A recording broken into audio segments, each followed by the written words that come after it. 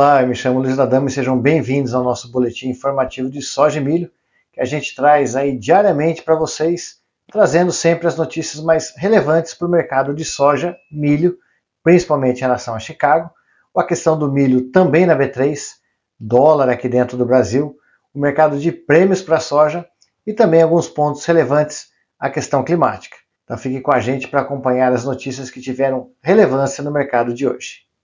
Nesta quinta-feira, dia 26/6, nós começamos trazendo para vocês o line-up dos portos brasileiros para soja e milho.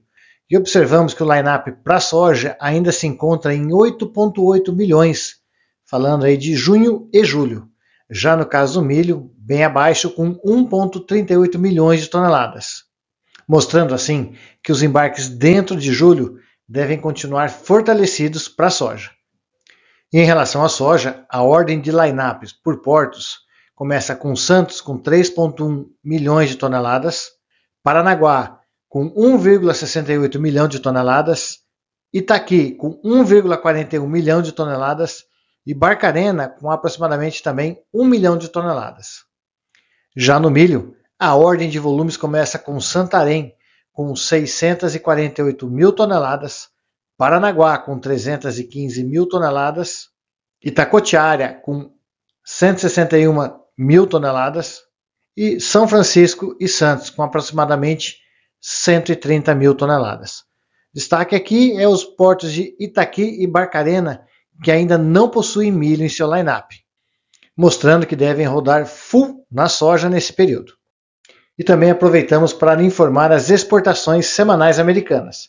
No caso do milho, o número foi de 1 milhão dentro da expectativa, entre 650 mil e 1,4 milhão de toneladas. Mesmo assim, o número bem superior ao registrado na semana passada de 521 mil toneladas. Já no caso da soja, o número ficou praticamente ali no seu limite da expectativa, onde era aguardado de 200 a 600 mil toneladas e o reporte foi de 559 mil toneladas exportadas, levemente inferior ao registrado na semana passada, em 614 mil toneladas. Falando do mercado de soja, que após uma sessão marcada por volatilidade, os contratos futuros da soja terminaram o dia em leve queda. O principal fator de pressão veio das previsões climáticas favoráveis nos Estados Unidos, o que reforça as expectativas de uma safra cheia. Durante o pregão, a desvalorização do dólar no mercado internacional e sinais de demanda pela soja americana chegaram a impulsionar os preços temporariamente. No entanto, o movimento não se sustentou e as cotações devolveram os ganhos. No lado fundamental, o USDA divulgou as exportações líquidas americanas, que, como falamos os números atrás, são números positivos do mercado. Além disso, o mercado já começa a se posicionar frente ao aguardado relatório de estoques trimestrais americano, com a expectativa de que o volume venha ligeiramente acima do registrado no mesmo período da temporada anterior. Dessa forma, em Chicago, os 4 primeiros vencimentos oscilaram entre 5 de alta e 8 de baixa.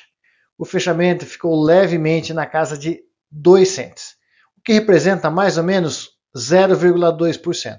O julho então fechou a 1022,75, o agosto a 1027,75 e o setembro a 1009,25, que também é o mês da entrada da colheita da soja americana. Por isso, entre as 3 principais cotações, é a que representa o número mais baixo. O milho também fechou em leve baixa, influenciado pelas condições climáticas para as lavouras americanas. Ainda assim, a queda foi limitada por sinais de demanda e pelo recuo do dólar, que contribui para melhorar a competitividade do produto americano no mercado externo. As apostas para o relatório dos estoques trimestrais também deram suporte às cotações dessa vez, com projeções apontando para uma redução dos estoques do cereal. Em relação aos preços na Bolsa de Chicago, o milho trabalhou com uma variação de praticamente 4 cents positivos a 3 cents negativo. O fechamento ficou praticamente em 1 cent de queda, o que representa mais ou menos 0,2% na queda. Dessa forma, nós tivemos o julho cotado a 409,50 e o setembro a 404 cents. Já o dezembro recupera um pouco a 421. Assim como na soja, setembro também é o mês onde o milho começa a ser colhido lá nos Estados Unidos. Por isso representa o valor mais baixo dentro das próximas cotações. Trazendo o mercado de B3, nós observamos quedas expressivas no mercado para a cotação de setembro e novembro. Variações que ficaram na casa de 3% no setembro e 1,3% no novembro.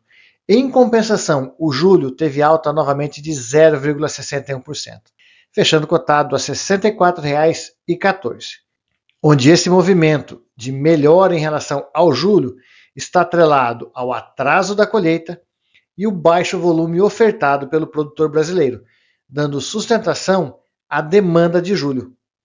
Por isso, preços mais aquecidos em relação a esse mês. Em relação aos prêmios de soja, nós começamos a ver o julho hoje caindo 5 cents, diferente de alguns meses como o agosto e o setembro, onde até acabou tendo valorização. Isso porque o mês de julho se aproxima e a necessidade por uma questão de mercadoria mais curto prazo tem reduzido no mercado, o que acaba tirando parte da pressão da necessidade do preço. E falando sobre o dólar, que teve um dia de queda no Brasil e no exterior.